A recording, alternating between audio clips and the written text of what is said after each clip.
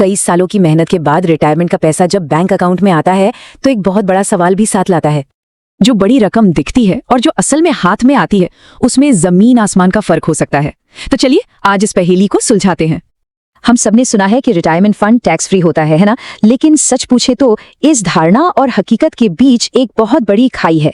हमारा मकसद है कि इन छुपे हुए नियमों को सामने लाया जाए ताकि बाद में कोई हैरानी ना हो। तो शुरू करते हैं पहले जाल से। सबसे बड़ी उलझन की जड़ है एक बहुत ही आम सा शब्द, सैलरी। टैक्स के कानूनों में इस एक शब्द की परिभाषा लगातार बदलती रहती है। हमें लगता है कि सैलरी का मतलब तो साफ है, लेकिन टैक्स की दुनिया में ये शब्द गिरगिट की तरह है। हर फायदे के लिए अपना रंग बदल लेता है। ग्रेचुइटी के लिए अलग, लीव एनकैशमेंट के लिए अलग और पेंशन के लिए बिल्कुल अलग। और बस यहीं से सारी गड़बड़ शुरू हो जाती है। जब सैलरी की कोई एक परिभाषा ही नहीं है तो इसका टैक्स पर जो असर पड़ता है वो बहुत बड़ा हो सकता है। जरा इस टेबल को देखिए। एक तरफ है आखिरी सैलरी और दूसरी तरफ 10 महीने की औसत सैलरी। एक जगह सारा डीए गिना जा रहा है और दूसरी जगह शर्तों वाला डीए। ये छोटे मोटे बदलाव नहीं है, ये तो पूरी कैलकुलेशन की नींव ही बदल देते हैं। तो इसका सीधा मतलब क्या हुआ? मतलब ये है कि अगर किसी के नौकरी के कॉन्ट्रैक्ट में सिर्फ एक लाइन नहीं लिखी है कि डीए रिटायरमेंट बेनिफिट्स का हिस्सा है, तो उनकी टैक्स फ्री रकम हजारों रुपए कम हो सकती है। असर सीधा जेब पर पड़ता है। चलिए अब आगे बढ़ते हैं दूसरे जाल की तरफ, जिसे हम कह सकते हैं डोमिनो इफेक्ट। देखिए, रिटायरमेंट के फायदे अलग अलग नहीं होते, ये सब एक दूसरे से जुड़े हुए हैं और एक का असर दूसरे पर पड़ सकता है, और अक्सर बुरा असर। ये एक सीधी सी चेन रिएक्शन है। जिस पल ग्रेचुइटी हाथ में आती है, ठीक उसी पल पेंशन पर लगने वाले टैक्स के नियम बदल जाते हैं। ये बिल्कुल वैसा है जैसे डोमिनो की लाइन में पहला डोमिनो गिरा दिया हो, एक के बाद एक सब गिरने लगते हैं। और इसका नतीजा चौंकाने वाला है। अगर ग्रेचुइटी नहीं मिली तो पेंशन का आधा हिस्सा टैक्स फ्री हो सकता है, लेकिन ग्रेचुइटी मिलते ही ये छूट घटकर सिर्फ 1/3 रह जाती है। यानी एक बड़ी रकम पर अब सीधा सीधा टैक्स लगेगा। और अब बात करते हैं तीसरे और आखिरी जाल की। इसे हम कह सकते हैं 5 साल का टाइम बॉम्ब। ये प्रोविडेंट फंड से पैसे निकालने से जुड़ा है और इस मामले में कैलेंडर ही सबसे बड़ा दोस्त या दुश्मन बन जाता है। जरा इस टाइमलाइन पर गौर कीजिए। फर्क कितना बड़ा है। 5 साल से एक दिन भी कम और पूरा का पूरा फंड टैक्सेबल हो जाता है, और 5 साल पूरे होते ही सारी रकम टैक्स फ्री। एक दिन का फर्क और नतीजा बिल्कुल उल्टा। ये लाइन इस नियम की गंभीरता को साफ साफ बताती है। पूर्वव्यापी कर देनदारी। इसका मतलब है कि टैक्स उस दिन से लगेगा जब से पैसा जमा करना शुरू किया था। ये एक बहुत बड़ा फाइनेंशियल झटका हो सकता है। तो इससे सीख क्या मिलती है? सीख बिल्कुल साफ है। अगर 5 साल पूरे होने से पहले नौकरी बदल रहे हैं तो पीएफ का पैसा निकालने की गलती कभी ना करें। हमेशा उसे अपने नए एम्प्लॉयर के अकाउंट में ट्रांसफर करवाएं। ये एक छोटा सा कदम एक बहुत बड़े टैक्स बिल से बचा सकता है। तो इन सारे जालों को समझने के बाद एक बात तो साफ हो जाती है। जब रिटायरमेंट प्लानिंग की बात आती है तो जानकारी ही सबसे बड़ी ताकत है। अपने वित्तीय सुरक्षा के लिए जागरूक रहना ही सबसे अच्छा हथियार है। आज हमने जो भी बातें की उनका सार यही है। छोटी छोटी डिटेल्स को समझना, ये जानना कि फायदे एक दूसरे पर कैसे असर डालते हैं और टैक्स फ्री के पीछे की शर्तों को पहचानना, ये सब रिटायरमेंट प्लानिंग पर कंट्रोल रखने जैसा है। ये सिर्फ पैसे बचाने की बात नहीं है, बल्कि समझदारी से योजना बनाने की बात है।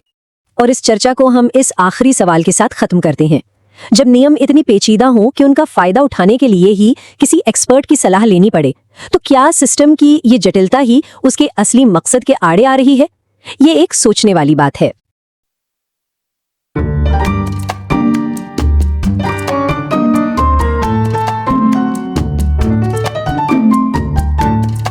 रिटायरमेंट प्लानिंग में हम अक्सर निवेश, कितना पैसा जमा होगा, इन सब पर तो खूब सोचते हैं। लेकिन एक चीज है जो चुपके से हमारी प्लानिंग पर असर डाल सकती है, वो है टैक्स। आज हम इसी थोड़े अनदेखे से पहलू पर बात करेंगे।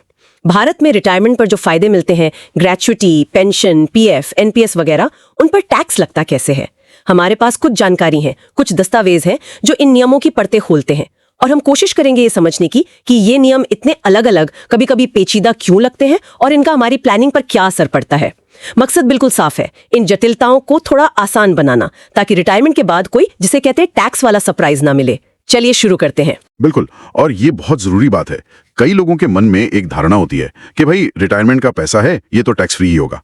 लेकिन असलियत थोड़ी अलग है। नियम मतलब काफी पेचीदा हैं। कई चीजों पर निर्भर करते हैं। कौन सा बेनिफिट मिल रहा है, आप सरकारी नौकरी में हैं या प्राइवेट में, पैसा कब हाथ में आ रहा है, सारी शर्तें पूरी हो रही हैं या नहीं, और यहीं आकर अक्सर लोग थोड़ी चूक कर जाते हैं। तो शुरुआत करते हैं उन फायदों से जो रिटायरमेंट या नौकरी छोड़ने पर एक मुश्त मिलते हैं। टर्मिनल बेनिफिट्स जिन्हें कहते हैं, जैसे ग्रेचुइटी हो गया, लीव एनकैशमेंट, या फिर पेंशन का एक मुश्त हिस्सा जिसे कम्यूटेड पेंशन कहते हैं।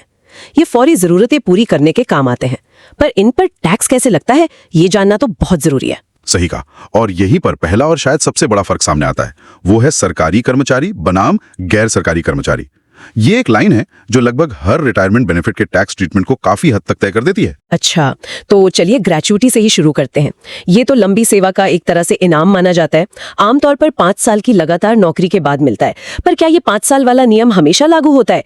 इसमें कोई छूट भी है? हाँ, इसमें एक बहुत महत्वपूर्ण अपवाद है, और ये ग्रेचुइटी का सिर्फ इनाम वाले पहलू को नहीं बल्कि उसके सामाजिक सुरक्षा वाले पहलू को भी दिखाता है। अगर किसी कर्मचारी की भगवान न करे सेवा के दौरान मृत्यु हो जाती है या वो किसी वजह से विकलांग हो जाता है, तो ये 5 साल की शर्त लागू नहीं होती। ऐसे में नियोक्ता को ग्रेचुइटी देनी ही पड़ती है, चाहे सर्विस पीरियड 5 साल से कम ही क्यों ना हो। तो ये एक तरह का सेफ्टी नेट भी है। ये जानना वाकई बहुत जरूरी था। अच्छा, अब टैक्स पर आते हैं। सरकारी कर्मचारियों के लिए क्या नियम है? क्या उनके लिए मामला सीधा सीधा है? ज्यादातर मामलों में हाँ। अगर आप केंद्र सरकार, राज्य सरकार या किसी स्थानीय प्राधिकरण, लोकल अथॉरिटी के कर्मचारी हैं, तो रिटायरमेंट पर मिलने वाली ग्रेचुइटी पूरी तरह से टैक्स फ्री है। लेकिन यहाँ एक छोटा सा पेंच है। ये छूट कई बार वैधानिक निगमों मतलब स्टैट्यूटरी कॉर्पोरेशंस के कर्मचारियों पर जस की तस लागू नहीं होती। उन्हें कई बार टैक्स के मामले में गैर सरकारी कर्मचारियों वाले नियमों के तहत देखा जाता है, भले ही वो हों सरकारी नियंत्रण वाली कंपनी। अच्छा, तो मतलब सिर्फ सरकारी होने से काम नहीं चलता, ये भी देखना होगा कि टैक्स कानून उन्हें किस कैटेगरी में रखता है। और गैर सरकारी कर्मचारियों के लिए यहाँ तो मामला यकीनन काफी पेचीदा होता होगा। हाँ, असली हिसाब किताब यहीं से शुरू होता है। गैर सरकारी कर्मचारियों के लिए सबसे पहली बात जो देखनी होती है वो ये कि उनकी company payment of gratuity act 1972 के दायरे में आती है या नहीं, क्योंकि दोनों ही सूरतों में टैक्स छूट की गणना का तरीका बिल्कुल अलग है। ओह, तो ये एक्ट वाली बात सबसे पहले पता करनी होगी। इसमें 6 महीने से ज्यादा के हिस्से को पूरा साल गिना जाता है। हाँ। और यहाँ वेतन का मतलब है बेसिक सैलरी और महंगाई भत्ता यानी डीए। ठीक है, बेसिक और डीए। और अगर कंपनी एक्ट के तहत नहीं आती है तो भी 3 रकमों में से सबसे कम वाली राशि ही टैक्स फ्री होगी। पहली 2 तो वही है, मिली हुई ग्रेचुइटी और 20 लाख की सीमा। लेकिन तीसरा फॉर्मूला बदल जाता है, वो है 12 औसत वेतन सेवा के सिर्फ पूरे साल। यहाँ अधूरे साल नहीं गिने जाते।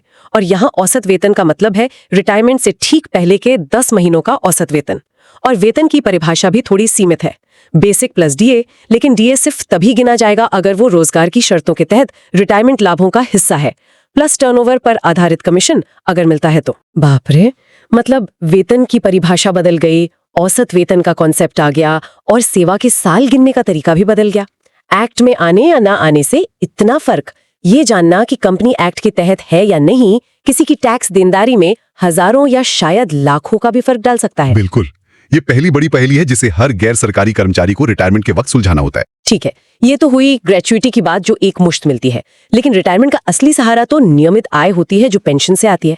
अब पेंशन पर टैक्स का क्या फंडा है? इसके 2 रूप सुने हैं मैंने, अनकम्यूटेड और कम्यूटेड। हाँ बिल्कुल, अनकम्यूटेड पेंशन वो है जो आपको रिटायरमेंट के बाद हर महीने या जो भी पीरियड तय हो मिलती रहती है, रेगुलर पेंशन। ठीक है। टैक्स के नजरिए से ये बहुत सीधी है। ये आपकी सैलरी इनकम की तरह ही पूरी तरह टैक्सेबल है। जो भी पैसा मिला वो उस साल की आय में जुड़ेगा और उस पर आपके स्लैब के हिसाब से टैक्स लगेगा। इसमें बस एक महत्वपूर्ण अपवाद है। अगर सशस्त्र बलों के कोई सदस्य विकलांगता के कारण पेंशन पा रहे हैं तो उनकी वो विकलांगता पेंशन पूरी तरह टैक्स फ्री होती है। समझ गई, यानी रेगुलर पेंशन मतलब टैक्सेबल इनकम सेना के अपवाद को छोड़कर। हाँ। और कम्यूटेड पेंशन वो जो भविष्य की पेंशन का कुछ हिस्सा एडवांस में एक मुश्त ले लेते हैं। हाँ, कम्यूटेड पेंशन, इसमें टैक्स छूट मिलती है, लेकिन यहां फिर वही सरकारी बनाम गैर सरकारी वाला फर्क आ जाता है। सरकारी कर्मचारियों के लिए पेंशन का ये एक मुश्त लिया गया हिस्सा यानी कम्यूटेड पेंशन पूरी तरह टैक्स फ्री है, नो टैक्स। और गैर सरकारी कर्मचारियों के लिए? उनके लिए कहानी में एक दिलचस्प मोड़ है। गैर सरकारी कर्मचारियों के लिए कम्यूटेड पेंशन पर टैक्स छूट इस बात पर निर्भर करती है कि उन्हें ग्रेचुइटी मिली है या नहीं। सच में? ग्रेचुइटी मिली या नहीं इससे पेंशन का टैक्स कैसे बदल सकता है? ये थोड़ा अजीब नहीं है? इसका क्या लॉजिक हो सकता है? लॉजिक शायद ये है कि टैक्स सिस्टम कुल मिलाकर मिलने वाली एक मुश्त टैक्स फ्री रकम पर एक तरह की कैप रखना चाहता है। तो अगर किसी गैर सरकारी कर्मचारी को ग्रेचुइटी मिलती है जिस पर उसे पहले ही कुछ टैक्स छूट मिल चुकी है, तो उसकी कम्यूटेड पेंशन के कुल मूल्य का केवल 1/3 हिस्सा ही टैक्स फ्री होगा। लेकिन अगर उसे ग्रेचुइटी नहीं मिलती है तो उसे थोड़ी ज्यादा राहत दी जाती है, तब पेंशन के कुल मूल्य का आधा हिस्सा टैक्स फ्री होता है। अच्छा, तो मतलब सिस्टम ये देख रहा है कि आपको पहले ही एक टैक्स फ्री बेनिफिट मिला है या नहीं। ये तो प्लानिंग के लिहाज से बहुत जरूरी पॉइंट है कि एक चीज का असर दूसरे पे पड़ रहा है। चलिए अब तीसरे टर्मिनल बेनिफिट पर आते हैं, लीव एनकैशमेंट, बची हुई छुट्टियों के बदले मिलने वाला पैसा। इसके नियम भी अलग अलग हैं क्या? हाँ, लीव एनकैशमेंट के नियम शायद सबसे ज्यादा सिचुएशन डिपेंडेंट है। इसमें 3 मुख्य स्थितियां हैं। पहली, अगर आप नौकरी के दौरान ही अपनी छुट्टियां भुनाते हैं, मतलब इनकैश करते हैं, तो वो पैसा पूरी तरह टैक्सेबल है, उसमें कोई छूट नहीं। ठीक है, नौकरी के दौरान नो छूट। दूसरी स्थिति, अगर कर्मचारी की मृत्यु हो जाती है और उसके परिवार को बची छुट्टियों का पैसा मिलता है, तो वो पूरी तरह टैक्स फ्री है। ये अच्छी बात है। और तीसरी, जो सबसे कॉमन है, रिटायरमेंट के समय मिलने वाला लीव एनकैशमेंट, खासकर गैर सरकारी कर्मचारियों के लिए। हाँ, यहीं पर कैलकुलेशन की बारीकियां आती हैं। गैर सरकारी कर्मचारी को रिटायरमेंट पर मिलने वाले लीव एनकैशमेंट पर आंशिक छूट मिलती है, और ये छूट इन 4 रकमों में से जो सबसे कम होगी उतनी मिलेगी। पहला, असल में कितना पैसा मिला। दूसरा, 25 लाख रुपए की कानूनी सीमा। ध्यान दीजिएगा, ये ग्रेच्युटी की 20 लाख वाली सीमा से ज्यादा है। ओहो, 25 लाख रुपए, ठीक है। तीसरा, औसत मासिक वेतन गुणा बची हुई छुट्टियां महीनों में। लेकिन यहां एक और पेच है। टैक्स छूट कैलकुलेट करते समय 1 साल में ज्यादा से ज्यादा 30 दिन की अर्जित छुट्टियां ही गिनी जाती हैं। भले ही आपकी कंपनी की पॉलिसी आपको साल में 30 से ज्यादा छुट्टियां जमा करने देती हो, टैक्स छूट के लिए सीमा 30 दिन प्रतिवर्ष ही है। अच्छा, यानी कंपनी भले 45 दिन छुट्टी दे, टैक्स वाले 30 ही मानेंगे कैलकुलेशन के लिए। बिल्कुल ठीक है। और चौथा है 10 महीने का औसत वेतन। यह औसत रिटायरमेंट से ठीक पहले के 10 महीनों का होता है, और यहां भी औसत वेतन की परिभाषा वही सीमित वाली है जो हमने नॉन एक्ट ग्रेच्युटी के लिए देखी थी, यानी बेसिक प्लस वो शर्तों वाला डीए प्लस टर्नओवर कमीशन। कमाल है, हर जगह वेतन का मतलब थोड़ा थोड़ा बदल जाता है। एक तरफ ग्रेच्युटी सीमा 20 लाख रुपए, दूसरी तरफ लीव एनकैशमेंट 25 लाख रुपए, छुट्टियों की गिनती पर टैक्स विभाग की अपनी अलग सीमा। गैर सरकारी कर्मचारियों के लिए रिटायरमेंट के समय इन सब का हिसाब लगाना तो वाकई एक सिरदर्द हो सकता है। तो ये तो हुई बात रेगुलर रिटायरमेंट पर मिलने वाले कुछ एकमुश्त फायदों की। लेकिन कई बार नौकरी सामान्य रिटायरमेंट से पहले कुछ खास स्कीम के तहत भी खत्म होती है, जैसे वॉलंटरी रिटायरमेंट स्कीम VRS या फिर छंटनी यानी रिट्रेंचमेंट। इन पर टैक्स के क्या नियम हैं? हाँ, ये सामान्य रिटायरमेंट से अलग स्थितियां हैं और इनके नियम भी थोड़े अलग हैं। VRS यानी स्वैच्छिक सेवानिवृत्ति योजना, इसके तहत जो मुआवजा मिलता है वो 5 लाख रुपए तक टैक्स फ्री हो सकता है।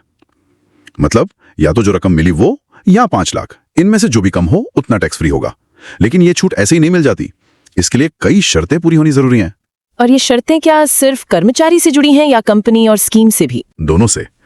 VRS छूट के लिए शर्तें काफी सख्त हैं, मोटे तौर पर देखें तो। एक तो कर्मचारी की योग्यता से जुड़ी शर्तें हैं, जैसे कम से कम 10 साल की सर्विस हो या उम्र 40 साल हो। पब्लिक सेक्टर में यह शर्त थोड़ी अलग हो सकती है।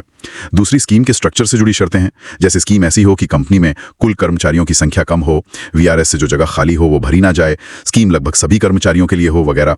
और तीसरी पैसे से जुड़ी शर्तें हैं, जैसे मुआवजे की रकम एक तय फॉर्मूले से ज्यादा ना हो, रिटायर होने वाला कर्मचारी उसी मैनेजमेंट की दूसरी कंपनी में ना लगे और उसने पहले कभी VRS पर छूट ना ली हो। बाप रे, इतनी सारी शर्तें, और ये कंपनी और कर्मचारी दोनों पर लागू होती हैं।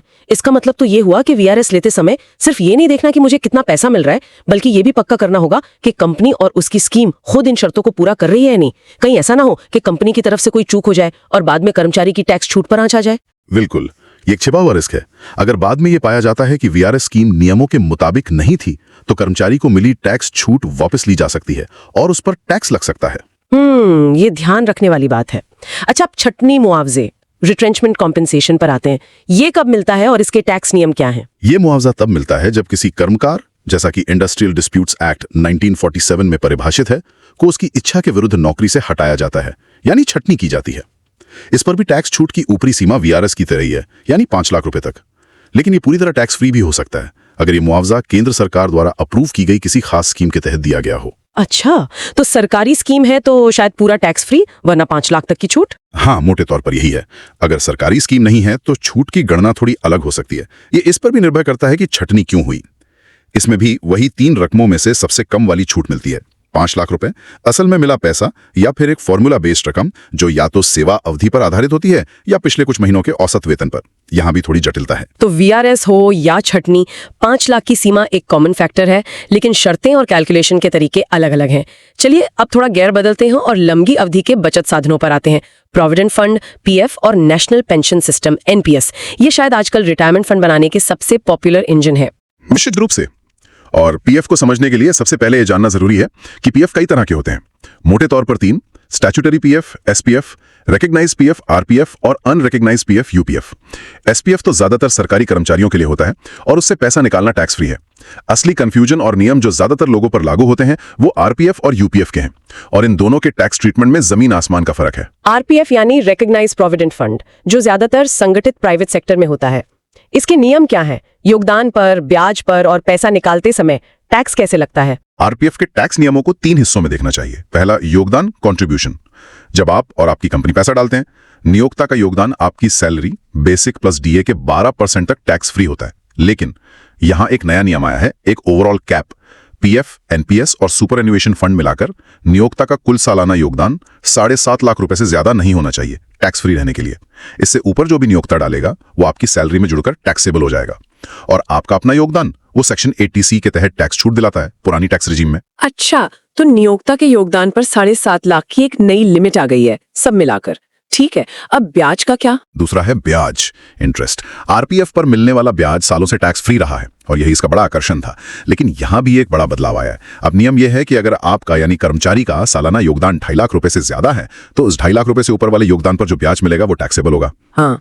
अगर आपके पीएफ खाते में सिर्फ आपका योगदान जाता है, नियोक्ता का नहीं, जैसे कुछ खास मामलों में, तो ये सीमा 5 लाख रुपए है।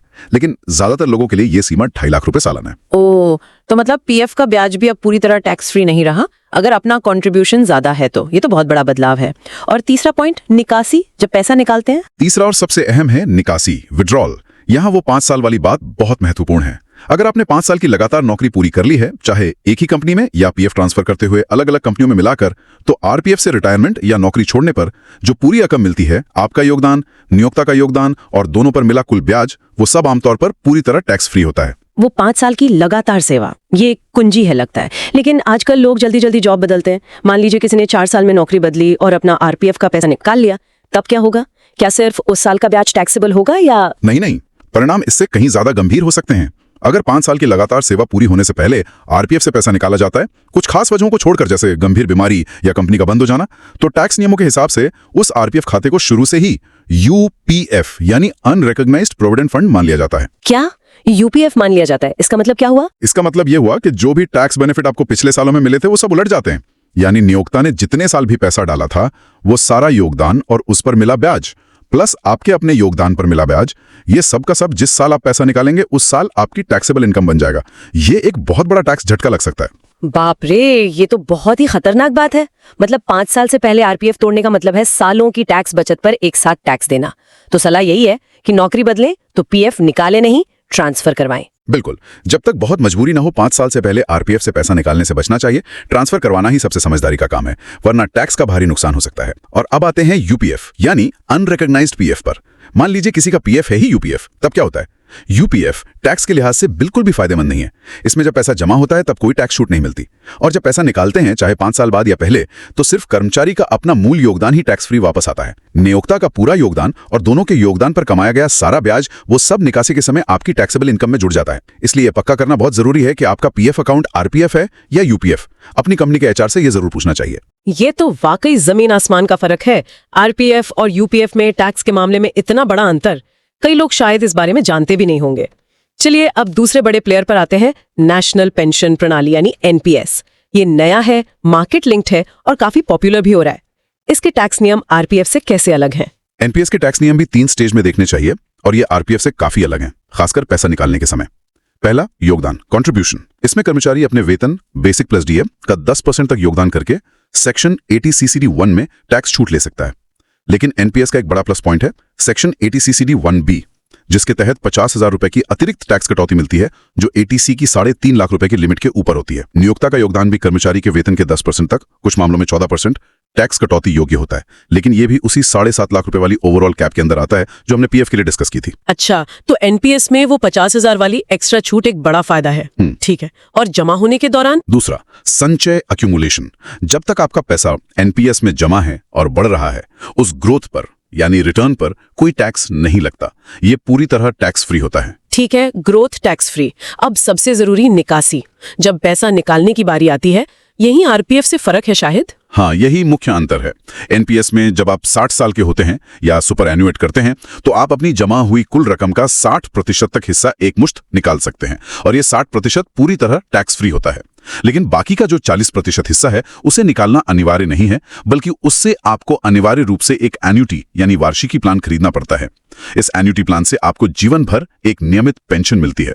लेकिन ये जो पेंशन मिलेगी ये आपकी सामान्य आय की तरह पूरी तरह टैक्सेबल होगी। आरपीएफ में 5 साल बाद संभावित रूप से 100% टैक्स फ्री निकलने का चांस है।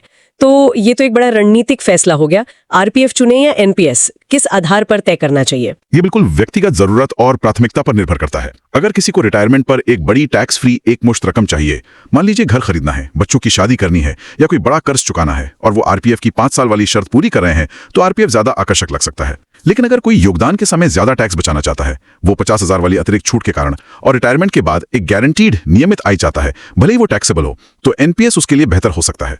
एनपीएस एक तरह से आपको अनुशासित करता है कि आप पूरी रकम एक साथ खर्च ना करें, बल्कि उसका एक हिस्सा लंबी अवधि की आय के लिए सुरक्षित रखें। तो दोनों के अपने फायदे और नुकसान हैं और चुनाव अपनी जरूरत के हिसाब से करना होगा। इतनी सारी जानकारी के बाद ये तो बिल्कुल साफ है कि रिटायरमेंट टैक्स प्लानिंग कोई सीधी रेखा नहीं है। ये तो शतरंज के खेल जैसा है। हर नियम, हर शर्त, हर सीमा का ध्यान रखना पड़ता है। अगर हम इन सब बातों को समेटना चाहें तो वो कौन सी मुख्य बातें हैं जो हर किसी को अपनी रिटायरमेंट प्लानिंग के दौरान ध्यान में रखनी चाहिए? क्या सबक निकलते हैं इससे? हाँ, कुछ बहुत जरूरी बातें हैं जिन्हें गांठ बांध लेना चाहिए। पहला, अपना स्टेटस जाने। आप सरकारी हैं या गैर सरकारी? आपकी कंपनी ग्रेच्युटी एक्ट में आती है या नहीं? आपका पीएफ, आरपीएफ है या यूपीएफ? इन सवालों के जवाब आपके टैक्स को सीधा सीधा प्रभावित करेंगे। सही। दूसरा, सोच समझकर चुनाव करें। पेंशन कम्यूट करनी है या नहीं, कितनी करनी है, क्या वीआरएस लेना सही फैसला है, ये आपके हाथ में है और इनके टैक्स परिणाम होंगे। तीसरा, शायद समय से जुड़ा हुआ। सी बहुत महंगी पड़ सकती है, धैर्य रखें। चौथा, वो लिमिट्स वाली बात। हाँ, चौथा, सीमाओं को जानें और प्लान करें।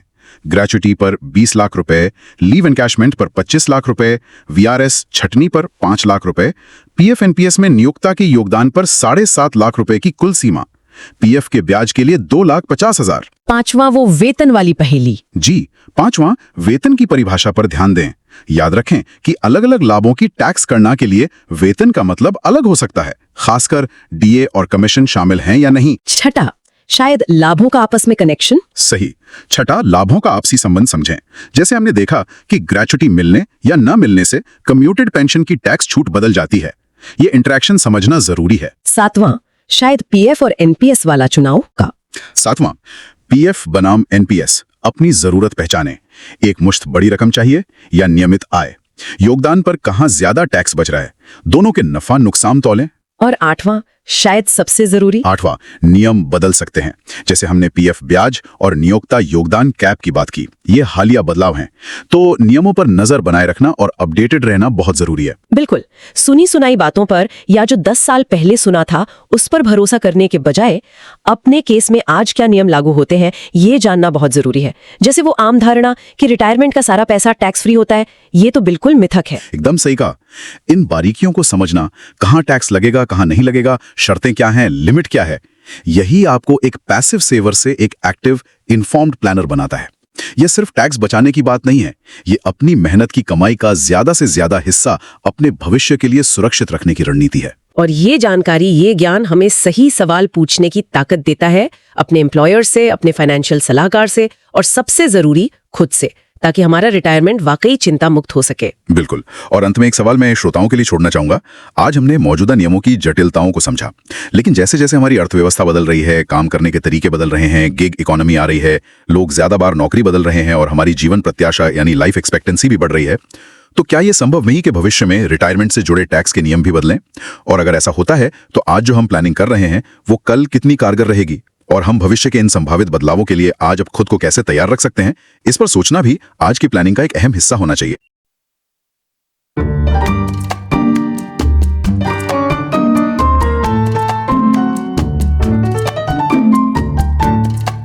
All right, let's talk about something that's on pretty much everyone's mind, retirement. You work for decades, you save your money, but how much of that nest egg is really yours to keep after the government takes its slice?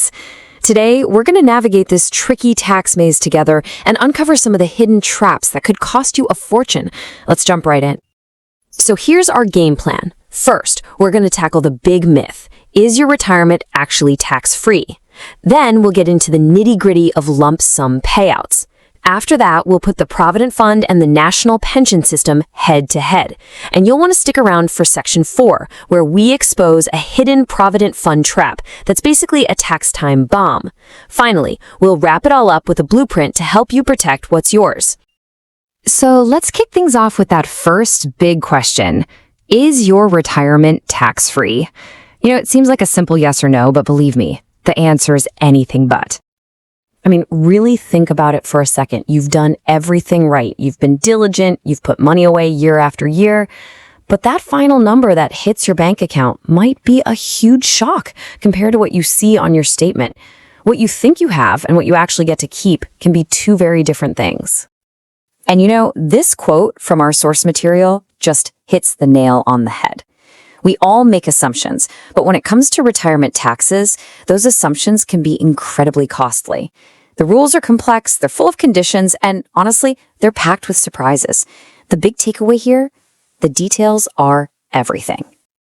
Okay, so let's start digging into those details. We're going to start with the money you often get in a lump sum when you leave a job. Things like your gratuity, your pension, and your leave pay. This is the first place where people get tripped up. Now, this is where it starts to get really interesting. Most of us think of gratuity and pension as totally separate buckets of money, but get this, the tax rules actually link them together. If you receive a gratuity payment, the tax-free part of your lump sum pension payout actually shrinks from half down to just 1/3. It's a perfect example of a sneaky little rule that can make a huge difference to your bottom line. Next up is leave encashment. You know, cashing in all those unused vacation days. For non-government folks, this gets complicated. The amount you get tax-free is whichever of these four numbers is the lowest. And pay close attention to that last one, step 4. Even if your company generously gives you, say, 45 days of leave a year, the tax law says, nope, we only count a maximum of 30 days per year for this calculation. That's a tiny detail that can have a big impact. And this brings us to what is probably the single biggest, most common point of confusion in this whole mess. We just use terms like average salary and last drawn salary. You'd think salary means salary, right? Well, not to the government. They have different definitions for different benefits. Just look at how wild this is. For some types of gratuity, salary means your last paycheck's basic pay plus all of your dearness allowance, or DA. But for leave encashment, it's a 10-month average, and that DA only counts if your employment contract specifically says it's part of your retirement benefits. That one little clause in your contract could literally change your tax-free amount by thousands, or even lakhs. It's crazy. Okay, let's switch gears. We've talked about the lump sum payouts. Now let's dive into the big, long-term savings vehicles, the Provident Fund, or PF, and the National Pension System, the NPS. First, the Recognized Provident Fund, the RPF. This is the classic savings tool that most of us with salary jobs have. You put money in, your employer puts money in, it grows, and the whole point is to get a nice tax-free payout at the end. Simple enough. And then you've got the National Pension System, or NPS.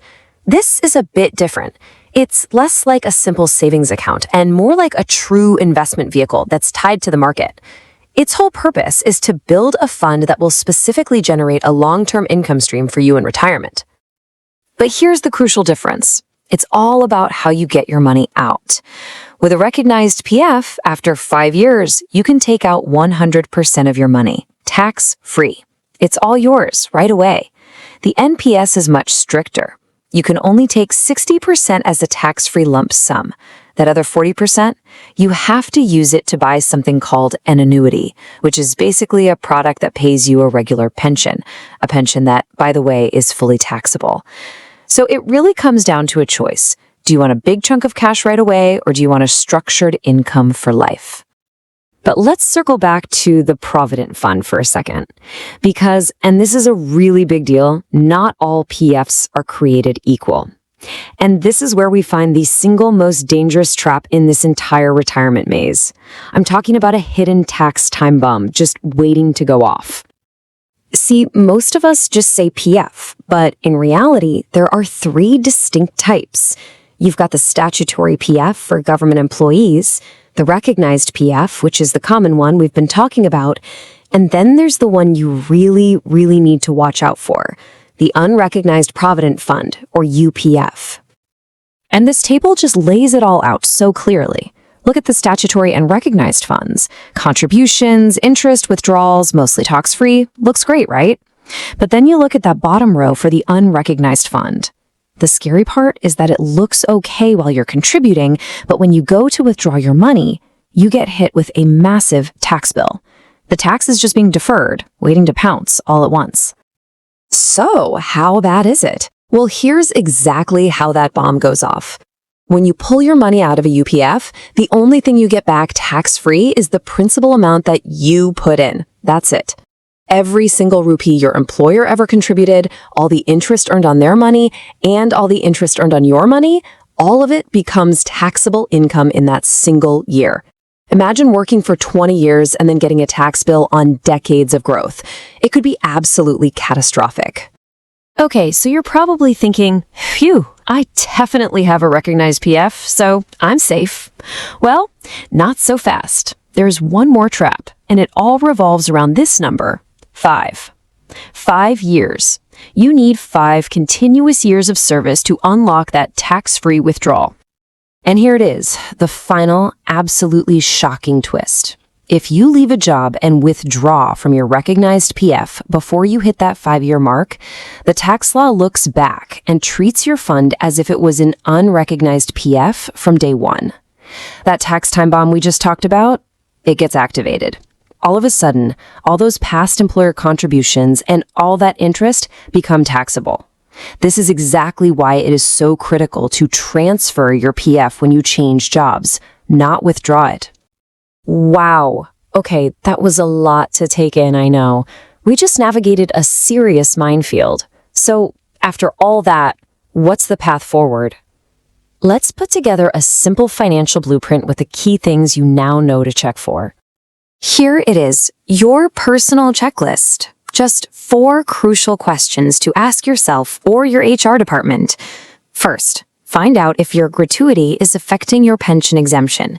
Second, get the exact definition of salary that applies to your benefits. Third, confirm without a doubt whether your Provident Fund is recognized or unrecognized. And finally, always keep that 5-year rule in mind, especially when you're thinking about changing jobs. And really, that's the whole point of all of this. Understanding these rules, as complicated as they feel, is what gives you control. It's the difference between being a passive saver who just kind of hopes for the best and being an active, informed planner who can actually steer their own financial future. So I'll leave you with this one thought. Now that you know where the traps are buried, what's the very first question you're going to ask about your own retirement plan? Thanks for digging into this with us today. We'll see you next time.